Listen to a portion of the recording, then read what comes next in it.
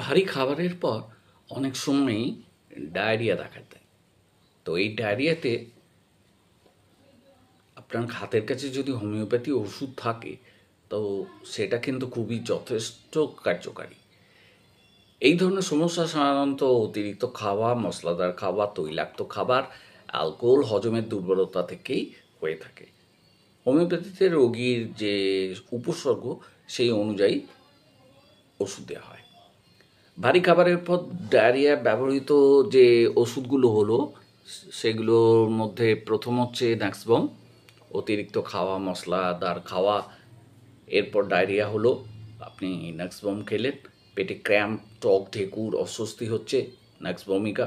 রোগী বিরক্ত বোধ করছে সবসময়, অনেক সময় সকালে খুব টেনশনে বা কফি, অ্যালকোহল খাওয়ার পরেও ডায়রিয়া হতে পারে, এটাও কিন্তু ওই ন্যাক্সবমিকা। ২ নম্বর যে ওষুধটা সেটা হচ্ছে কার্বোভেজ। খুব ভারী খাবার বা তেলে ভাজা খাবারের পর হজম একদম হয় না, পেট ফুলে যায়, গ্যাস হয়, ডায়রিয়া হয়। রোগী খুব দুর্বল বোধ করে এবং একটু হাওয়ার জন্যে সে ব্যাকুল থাকে, বাতাসে নিয়ে গেলে স্বস্তি পায়, চায় না। অফিসিনালিস, খাবারের পর প্রচণ্ড গ্যাস, পেট ফাঁপা, সাথে হচ্ছে ডায়রিয়া।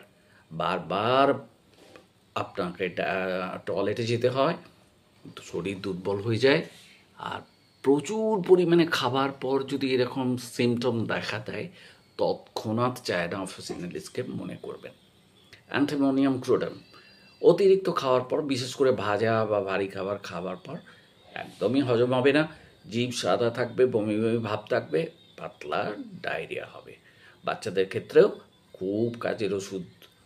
অ্যার্সেনিক অ্যালবাম, মশলাদার বা অস্বাস্থ্যকর খাবার, যেমন কোনো দোকানে গিয়ে খেলেন, রাস্তার ধারে কোনো একটা ফুটপাতের দোকান থেকে কিনে কিছু খেলেন, তারপর বিষক্রিয়ার মতো অবস্থা হলো, ডায়রিয়ার সঙ্গে বমি হচ্ছে, অস্থিরতা, দুর্বলতা, ঠান্ডা ঘাম।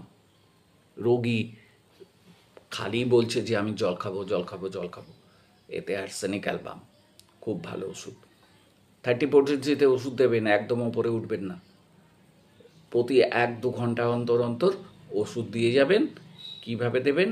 ওই 2 ফোঁটা ওষুধ একটু 1 চামচ গরম জলে, 1 চামচ জলে দিয়ে সেটা রোগী খাইতে হবে। আর গ্লোবিউলস যদি দেন তাহলে 3-4টা গ্লোবিউলস মুখে ফেলে দেবেন। উপসর্গ যেই কমে যাবে ওষুধ বন্ধ করে দেবে।